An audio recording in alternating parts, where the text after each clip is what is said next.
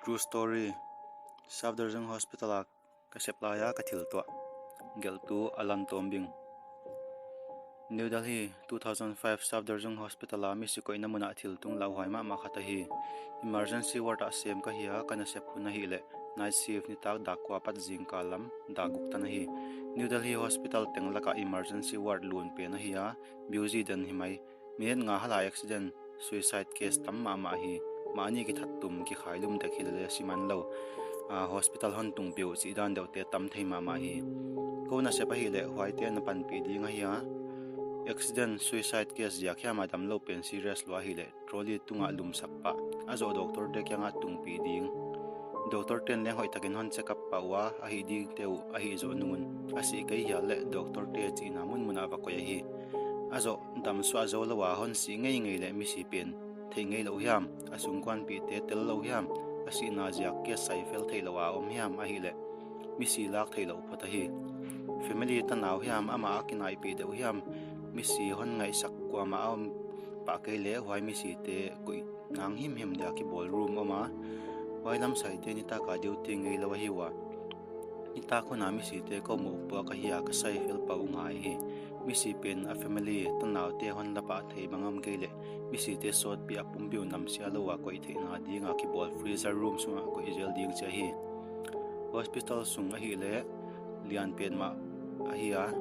mang thei luat a hi ni tak zan son nungin bang athom ha wai thei ma ma hi to ko sep namuna pat mi si ko inamun tung thei na nga minute som vel lut ding hi a mi si ko khia khun sung to mi som ni lenga vel khong hun lu zo hi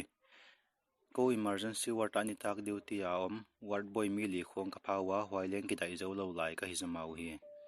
ka boy thei mama cha tua mi si om chang in leng ko teng laka ke tang wal mel hoi fel that pen hon sewa mi si ko itu din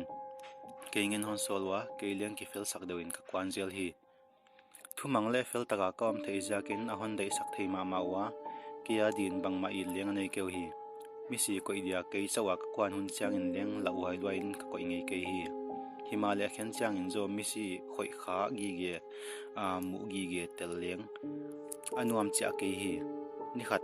ka dan alem thei hello in kalung sima bang hiam khat lau nei hilang kilom takin ka ma bang jaga hidio chia ke le ke ka ngai to alai takin student khat hospital a ki khailum dak siman loin alom ten a thei man ja kun ko semna hospital hon tu hi himale amun hon tung piu to kitonin doctor ten en hoi man loin sita hi a happy wai thei ma ma wai mis pa pen a ko inang ko mo pa ka hi wai dung zuin ka sepi te khat to mi si pen puan ngawin kon tuam zo pa wa a khelam to alutung chata khawin kaga kip zowa trolley tunga lum sak zo hita hi ding om lai teng ke hun hita hi a wai ni ta ka hi le ni ta ka dang bang lo takina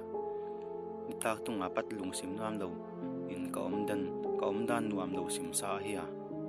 mi si koina room lam zuanin ka pai ngal hi olola tol pein mi som velin mi si koina mun freezer room ka tung ta hi room kong kha ka hong pa ngala room sunglam hoi takin kain kwala room sunga mi si anom sa la khyak lo te a om te so sim ngen ki ko ita hi wa mi som lenga vel hiamin ka thei mi som lenga vel hiamin ka thei hi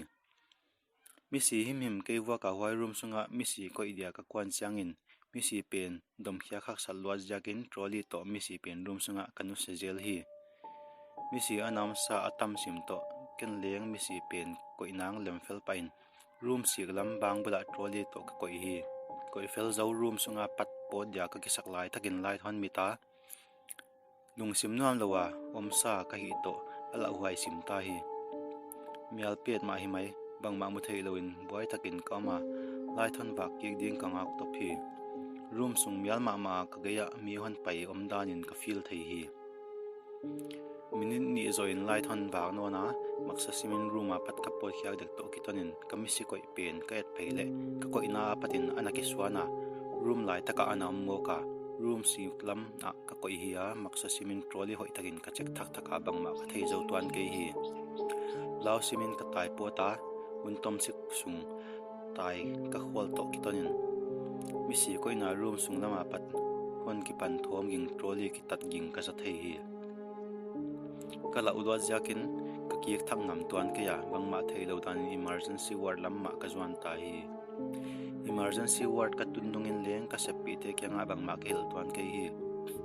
lungsim nuam lo han ki belap zuma lai ka thil to ateng ngai to kiek thak thak zela ka om zo nung hun bang tan hiam nungin misiko iding honom nona ngai sakut non ke hi himale on thei siam ma mawa ka sepi te laka khatin ken kon hi pi dinga kon zui dinga chi chagin ka kisa thaka ama to misi pan ngawin ka pum to amwa misi trolley tunga ko itoin ololin misi ko in lam zonin kon ki pan taw hi